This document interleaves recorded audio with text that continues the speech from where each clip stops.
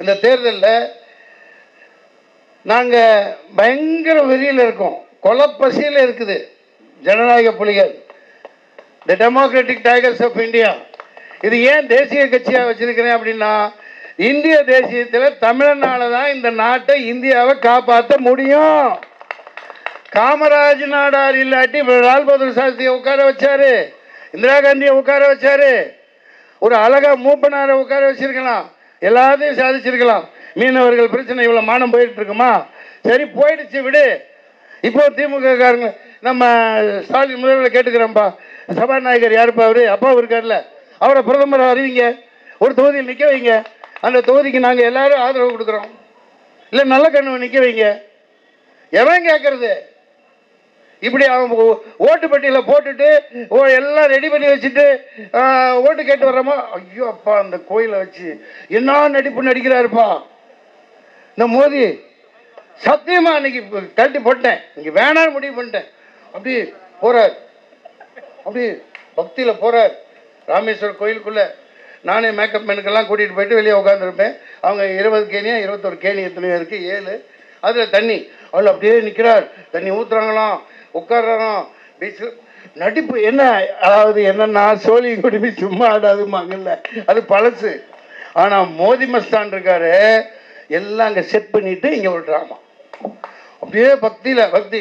அங்கே எல்லாம் படிப்பறை ஏபிசிடி தெரியல சார்.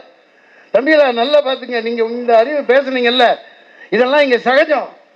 அங்கே வந்து பெரிய பெரிய டீச்சர்களுக்கே இங்கிலீஷ் தெரியல, பார்த்துருப்பீங்க வீடியோவில். அதனால டெல்லி, அதான் அந்த காலத்தில் டெல்லி ராஜதானியை பல பேர் படம் எடுத்து போயிருக்கான், ஜெயிச்சிருக்கான். காரணம் என்னன்னா, 1ஆம் நம்பர் அங்குட்டா ஷாப் படிக்க தெரியாது.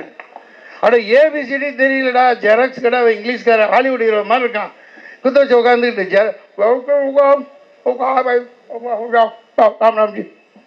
ஒன்றும் தெரியல அவனுக்கு, ஒரு மண்ணும் தெரியல. அதான் நல்லா போட்டு இப்படி ஆட்டிக்கிட்டு நம்ம பிச்சுக்கிட்டு இருக்காங்க. இதை விட முடியாதுங்க ஐயா.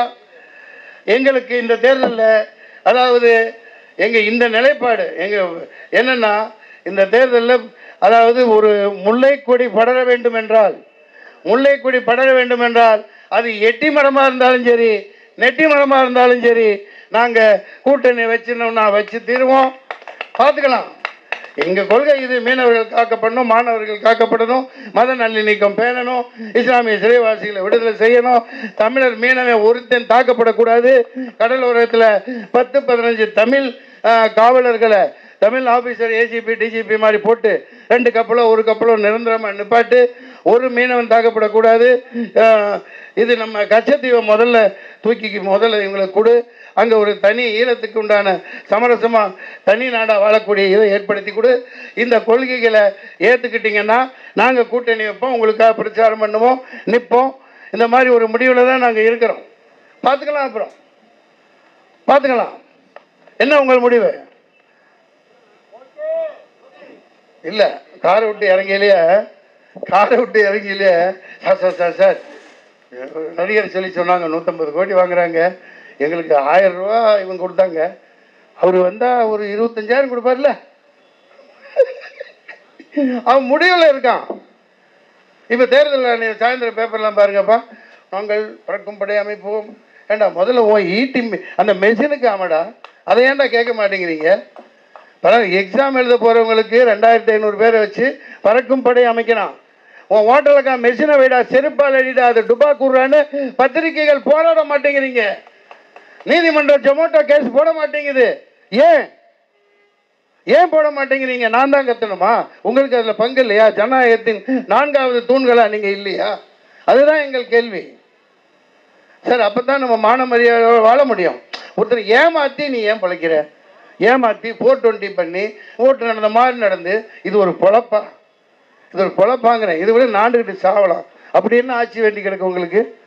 நியாயமாக போராடுங்க, நியாயமாக போராடு. தாளிகையாளர்களே, இந்த செய்திகளை நீங்கள் இந்த மக்கள் சொன்னதாக இருக்கட்டும், நாங்கள் யாரை கடினமாக சொல்லலை. இந்த இவிஎம் மிஷின்ங்கிறது ஒரு 420, அதில் மேனிப்புலேட் பண்ணலாம், எல்லா மாதிரியும் பண்ணலாம். அதில் 4 அதிகாரிகள், அந்த பாரத் அந்த கம்பெனி தயாரிக்கிறதுலையே 4 பேர் ஃபுல்லாக பிஜேபிக்காரங்க தான் இருக்கிறாங்க. எங்கே கொண்டு வரான்னு தெரியல, எங்கே கொண்டு போகிறான்னு தெரியல. அது எங்கே வச்சுருக்காங்கன்னு தெரியல. 6.5 லட்சம் மெஷின், 6.5 லட்சம் மெஷின் ரிப்பேராக போச்சான். செய்தி அதெல்லாம் இங்கே போட மாட்டேங்கிறீங்க. இங்கே பெரிய நாளிதழ் வஞ்சனை செய்யுது. பெரிய நாளிதழ்கள் தயவு செஞ்சு கோச்சிக்காம இந்த செய்தியை போடுங்க. வட இந்தியாவில் சில இது ஊடகங்கள் போடுறாங்க. அங்கே அம்பேத்கர் பிள்ளைகள் இருக்காங்க. ஆனால் இந்த அளவுக்கு பெரியார் அளவுக்கு வீரியமாக இவர் போய் அங்கே செயல்பட்டு இருந்திருந்தா இந்த அளவுக்கான வேற்றுமை இருந்திருக்காதுங்கிறது என்னோட கணிப்பு. நிச்சயமாக நம்ம எல்லாம் ஒற்றுமையாக இருந்தால் டெல்லி சமஸ்தானத்தை தமிழர்கள் நம்ம ஆளுவோம். எவ்வளோ நாள் குஜராத்திகளுக்கு கொடுத்துட்ருக்கிறது?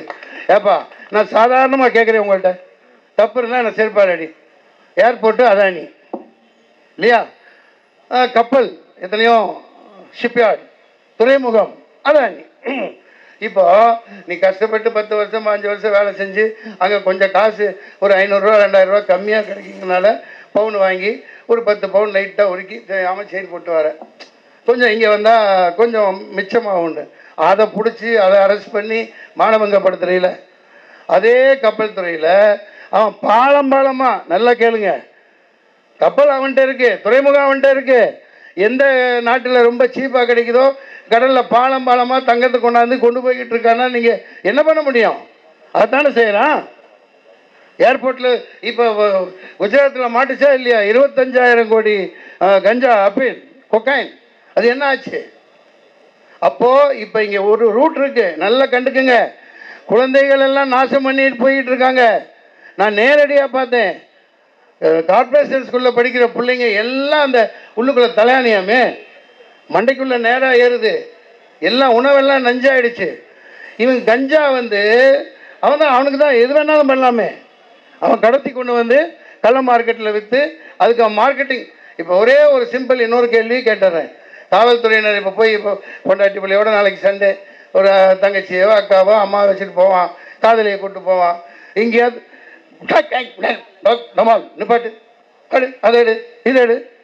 காவல்துறை பிடிக்கிறீங்கல்ல, அவங்க பாவம் பிடிக்கிறவங்க கீழ்மட்டத்தில் அவங்களுக்கு டார்கெட். நான் கேள்விப்படுறேன், அவங்களுக்கு டார்கெட்.